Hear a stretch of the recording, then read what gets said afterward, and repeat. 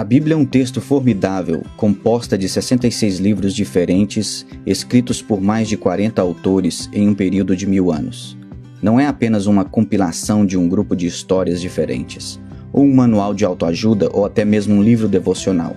É uma história coesa de Gênesis ao Apocalipse, a história da glória de Deus. Vamos ver essa história.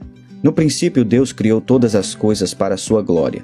Como coroa da criação, ele fez o homem para que Deus pudesse compartilhar a si mesmo com outros. Ordenou para sermos férteis, multiplicar e encher a terra com a glória de Deus. Mas o homem decidiu não confiar em Deus e que ele estava escondendo alguma coisa de nós. Nós decidimos viver para nós mesmos ao invés de viver para Deus, e isso encheu a terra com o pecado e egoísmo. O homem errou o caminho de tal maneira que Deus inundou toda a terra e começou tudo de novo com um homem chamado Noé. Quando Noé saiu da arca, Deus lhe disse as mesmas palavras que disse a Adão: sede férteis e multiplicai e enchei a terra. Mais uma vez, porém, a humanidade procurou honrar o homem ao invés de Deus. Porque todos eles compartilhavam a mesma língua, era fácil de comunicar e cooperar. Então eles fizeram um plano. Em um lugar chamado Babel, eles iriam construir uma torre até os céus para estabelecerem um nome para si.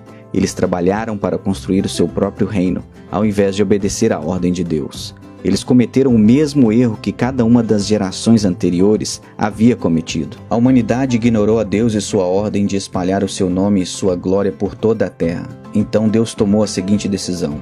Ele confundiu as línguas das pessoas para que elas não pudessem mais facilmente comunicar entre si. Naquele momento, Deus formou a diversidade entre tribos e povos do mundo. Assim, diferentes grupos de pessoas se espalharam para o norte, o sul, o leste e o oeste. Dessas nações, Deus escolheu um homem chamado Abraão e fez uma aliança com ele. Deus disse a Abraão que ele iria abençoá-lo e todos os seus descendentes, transformando-os em uma grande nação que iria abençoar todas as outras nações. Deus eventualmente nomeou esta nação Israel, e ele começou a demonstrar sua glória através deles de muitas maneiras. Deu-lhes um conjunto de leis para viver de modo que eles poderiam ser separados, vivendo uma vida santa diante de todas as outras nações. Ao fazer isso, eles se tornariam um sacerdócio real, mediando entre Deus e o homem. Obedecendo seus mandamentos diante das nações, Israel iria encorajar e incentivar as pessoas a amar a Deus e amar os outros. Deus também deu a Israel um lugar geográfico especial sobre a terra,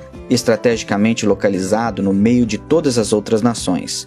Nessa terra prometida, Israel seria uma luz para todas as nações, mostrando-lhes o caminho para Deus, mesmo na escuridão do mundo. Às vezes Israel vivia este chamado e compreendia bem o desejo de Deus para abençoar todos os povos da terra através deles. Porém, de novo, Israel caía na mesma armadilha que a humanidade, glorificando a si mesmo ao invés de glorificar a Deus. Quando Israel se desviava do caminho, Deus intervinha. Às vezes ele levantou profetas para lembrá-los do seu mandamento de abençoar as nações com as bênçãos que lhes dera. Outras vezes ele disciplinaria seu povo, permitindo-lhes ser levado cativo por outras nações.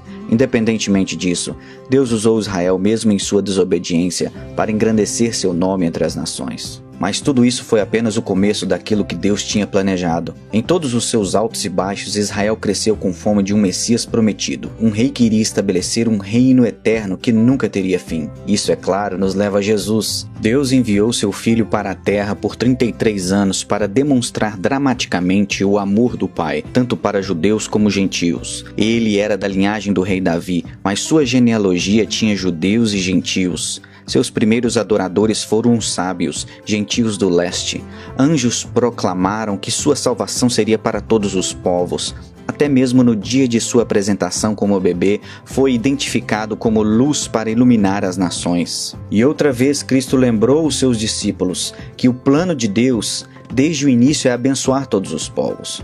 Sua vida exemplificou esta mensagem perfeitamente. Ele ficou furioso quando o templo não estava sendo usado como uma casa de oração para todas as nações. Ele contou parábolas sobre o reino de Deus, dizendo que este reino é para todos os grupos étnicos, e pregava a boa nova para os judeus, gentios, ricos, pobres, educados e iletrados iguais. Jesus serviu cananeus, samaritanos, romanos e gregos. Ele era e é um verdadeiro Messias para todas as nações. Ele viveu uma vida perfeita, morreu uma morte perfeita e levantou-se novamente com uma ressurreição perfeita. Então ele nos mandou: ide, fazei discípulos de todas as nações. As palavras perfeitas para resumir seu ministério. Ele nos disse que este evangelho do reino deve ser proclamado em todo o mundo, em testemunho a todas as etnias, e então virá o fim. Nós vemos o início disto quando o Espírito Santo encheu os discípulos no Pentecostes e proclamou as maravilhas de Deus em várias e diferentes línguas do mundo. Também a continuação quando Cristo chamou Paulo e outros apóstolos para pregar o evangelho aos gentios. Ele continua até o dia de hoje. Estamos à espera do fim que vemos em Apocalipse, quando o Cordeiro de Deus adquiriu com o seu próprio sangue cada nação. Essas pessoas vão formar uma multidão que ninguém pode contar, de toda tribo, língua, povo e nação, dizendo: a salvação pertence ao nosso Deus que está sentado no trono e ao Cordeiro. Essa é a história da Bíblia. Uma única história coesa de capa a capa. A história de Deus, a história de sua glória entre todas as nações. Mas não pode vir a ser concretizada até que todas as nações escutem esta história. Ele te convida para essa história. Ele te convida para essa missão. Qual será a sua participação?